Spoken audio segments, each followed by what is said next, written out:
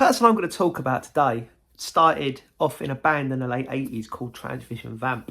Her name is Wendy James. Transvison Vamp had a couple of big singles. They had I Don't Care and I Want Your Love.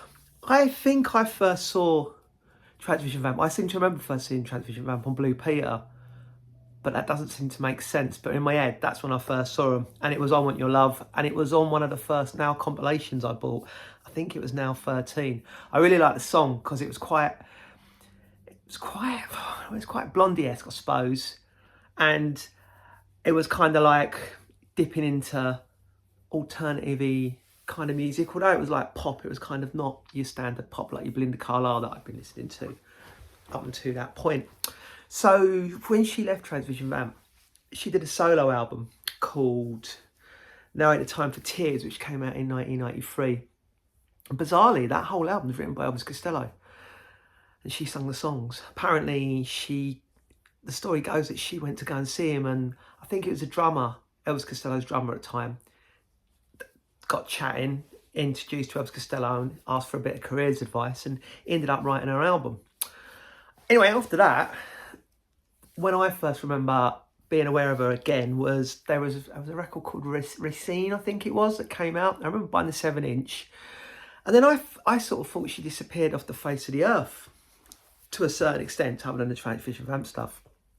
And then I was working in Tunbridge Wells and I was going through some like stuff that was getting sent back to record labels and what have you. And there was a box with this album called Racine Parts 1 and Part 2, which had been sent to us accidentally, and I put it on and I really, really liked what I heard on there. I thought it was great. It kind of had more of it was kind of more Transvison Vampy to a point, but not, it was different at the same time because she was like, you know, trying out different things. And then this album came out. This album came out in 2011 and it's called I Came Here to Blow Minds. And the reason I'm talking about this is because I don't think this record gets anywhere near the amount of credit or talked about that it should do. This version of it, I had it on CD when it first came out, but this is lovely, this one.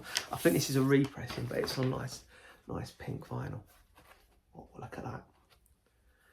But it's a really, really good record. And what I like about it is there's quite a different mixture of styles on it, because the opening, The Moon Dead in the River, that sounds like something that could be in a Quentin Tarantino movie. The song and the production. And whenever I play Wendy James to people, a lot of people say she fits a lot of words into a sentence, which she does. But there's some really great songs on here.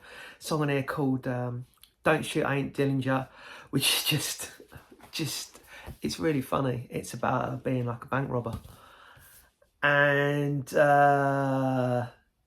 yeah, there's a lot of, it's just a really, really good record. So I thought, if you're not doing anything today, and you've got your Spotify or your Apple Music or whatever else you listen to your stuff on, stick this on and have a listen to it, because if you like good songs, and if you like kind of your punk energy kind of music on there, because I think back in the day I saw her she was doing an interview, I think one of the Top of the Pops programs, where she was talking about when she was in Transvison Vamp, she'd been on Top of the Pops. And then she ended up in this bar with, I think it was Mick Jones of The Clash and obviously Joe Strummer. And he bought her a drink and she was saying it was a pretty good day in the office. But you can really feel that kind of like she's harnessed that kind of attitude and what have you, and thrown it into there. But when you look back on when people talk about records that have been out over the last few years, this one I always think just gets overlooked.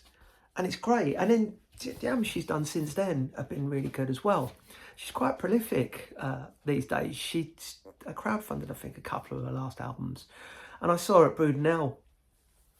Oh, God. I think it was about 2021.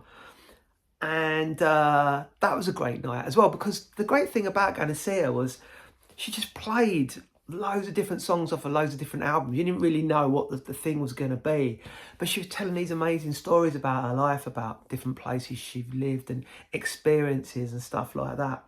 So yeah, do yourselves a favour, have a listen to this, and you can thank me later. So yeah, check that album out. Cheers, guys.